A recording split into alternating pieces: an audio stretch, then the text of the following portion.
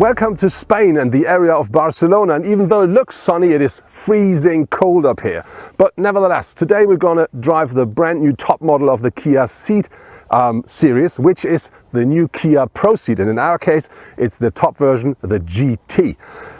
This is a 5-door shooting brake in the compact segment, and how it drives, what else it delivers and where it's weak, let's find out now.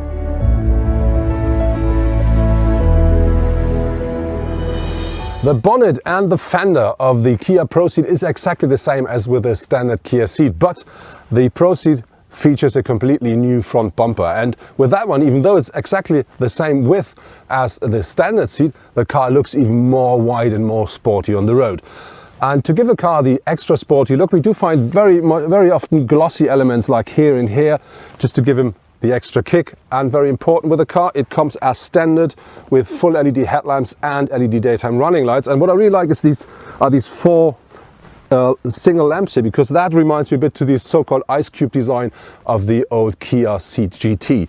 And to give our version, the GT, the extra kick, you do find red elements right here, and you do find this red stripe here at the front wing, just to give the car the extra sporty look and to identify it as the GT.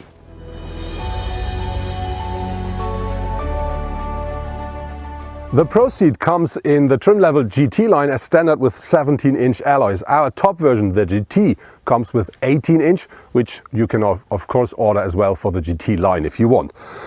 The car overall is 4.61 meters long, and that means it's about 30 centimeters longer as a standard Ceed.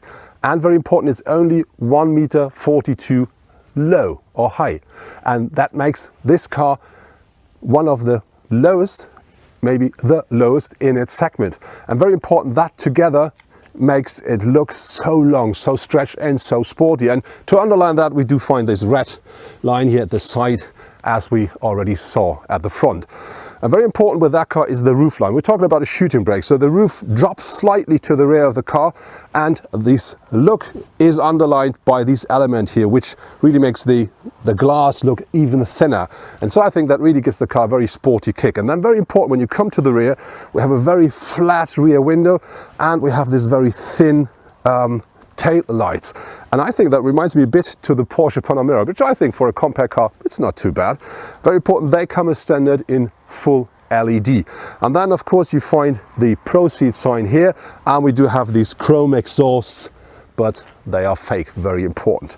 But I think overall, when you look at the rear of the car, it really looks very sporty for a, let's say, sporty estate. And one thing, I think you never find this at any other car in that segment, is we have this here, which is illuminated. Normally it's just a reflector, but with the Kia ProCeed, that's real light. And I think that's really something very nice and interesting as well. Our test car features the most powerful engine which is actually available for the ProCeed, and that is the 1.6 liter turbo petrol engine, and that features 150 kilowatts or 204 horsepower and a maximum torque of 265 Newton meters. And in our car, it is combined with a 7-speed automatic gearbox. And if you want to drive that car, let's say, a bit more sporty, you have to put into account that even when you drive in sports mode and you just push the pedal to the metal, it takes a moment until the revs are there, and until then the car starts accelerating. If you really want to give the car the kick, you should use the pedals here at the steering wheel, because then you can choose the gear before you enter the curve or the bend, and if you then accelerate, the car instantly pushes forward, and that really then gives you the fun you're looking for. There are 3 different engines available for the new ProCeed, which is one diesel. It's a 1.6 liter engine that delivers 136 horsepower, and then we have 2 petrol versions. The smaller one is a 1.4 liter that delivers 140 horsepower, and the top version we're driving, which is the 1.6 liter, and that then offers 204 horsepower. Very important, for all the cars you can choose between a 6-speed manual gearbox or a 7-speed DSG, and all these cars of course are front wheel powered. The noise level inside of the ProCeed, I think, is absolutely fine for a compact car, and very nice is that you always hear a little bit of a sporty sound from the engine, even if you drive the standard mode. But if you then put the car into sports mode and drives it into the revs where it's really fun to drive, then you get the rev sound, so the engine sound you want, on top as well. Thanks to the special shape of the ProCeed, the Mercedes CLA shooting brake is basically the only real competitor of the Kia. But with a starting price of over 31,000 euros, the Mercedes is about 8,000 euros more expensive than the base of the ProCeed. In addition, at Mercedes you have to pay for a lot of special equipment, which comes with a Kia's base. Even though the ProCeed really features a very modern and stylish design, it also offers the boot size of a real estate, because with the rear seats up, the luggage compartment features 594 liters of maximum capacity. If you fold down the rear seats, that increases up to 1,545 liters, so really a big number. And very important, we do have these hinges here, and we do have the system to really keep your luggage in position safely and secure. And what I really like is underfloor, you have an extra compartment here and another quite deep compartment here. And this is something I really like, because you can put stuff in there which will not roll around while driving. So that's a very nice feature as well. The boot of the Kia wins the comparison.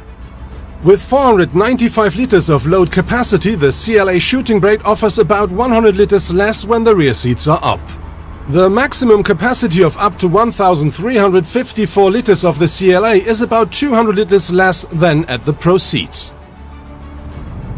The space the ProCeed offers for the driver and co-driver is absolutely fine. Even me, as a tall person with nearly 2 meters, I do really sit comfortably in the car. And very important, I can pull the steering wheel quite close to me, so I have the car under perfect control. Important is, we do not have the optional sunroof mounted. So I do have some space left here, but if you're a tall person, you want to order the sunroof, you better try that before you tick the box for this extra, because there's not so much space left. But I think more important is behind me, there's not so much space, but I'm not a standard person. But I had a closer look inside of the car of a colleague of mine, which is about 1.85 m, and I think behind him an adult can easily and comfortably take place. Let's talk about the materials and the craftsmanship inside of the car. And I have to say, you will find loads of soft touch materials inside of the car. You'll find it here at the doors, you find it at the dashboard, you find it here at the lower side of the dashboard as well, and on top you do have leather. And we only have plastic down here around the gear knob, and a little bit more into the center console. But very important, here we do find glossy black as well, which looks absolutely great. It's a bit sensitive, but it really looks very nice. And on top of this, with our car, we do have this very nice red stitching here, for instance at the steering wheel, at the gear shift knob, and on this leather seats, which are a standard in our GT. And I really have to say that lifts the level of the interior a lot. The standard equipment of the Kia ProCeed is really great. Already the base model offers a heated leather steering wheel, a high beam assistant, a cruise control, a rear view camera and more. The standard assistance systems coming with the base model are very comprehensive. It includes, for example, a fatigue detection, an active lane assist, a cross traffic alert and a front collision assist with pedestrian detection. Our GT variant also offers an electric tailgate, a heated windscreen, partial leather sports seat, wireless charging for mobile devices and many more. Kia says the 1.6 liter engine should take 7.1 liter per 100 kilometer driven in average. But that's the NEF-Z number, not the WLTP. And we didn't reach that number during our test drive, but I have to say we drove quite sporty. So our car took a bit more than 11 liters per 100 kilometer driven, but inside of the computer of the car there was a long run number as well, and that was 10.1. So I think if you drive the car a bit more easy, you could easily reach a number beneath 10. And I think for a car of that size, for a car of that amount of power, that's a reasonable number. The seats inside of the ProCeed really do deliver loads of comfort, and they're still quite comfortable. And this support is very important if you want to drive the car more sporty. And then not only the seats work really great, also the rest of the car really does a good job, because the combination of steering, suspension, gearbox and engine really works very well. And when you then push the button for the extra sports mode, the car completely gets a bit more crisp, and then you can really have great fun with it. So it's always very nice to drive. You always have the feeling of having the car under perfect control, and it's really, really nice. And very important is on the other way, of course, if you have one of these super sports compact cars like a car with 300 horsepower, yes, that's more sporty than this one here. But on the other hand, if you only want to have a very sporty estate, that car delivers more than you need. That was my test drive with the new Kia ProCeed GT. And if I have to say what's the downside of the car, the only wish I can make is I would love to see a bigger engine in that car to give me more power, because then it will deliver even more driving pleasure. But on the other hand, Kia really managed it to put all the practicability and all the space of an estate into a very, very nice shell. On the other hand, there is on top the price of the car, because the base model, the GT line with a small engine, starts in Germany at a little bit less than 28,000 euros.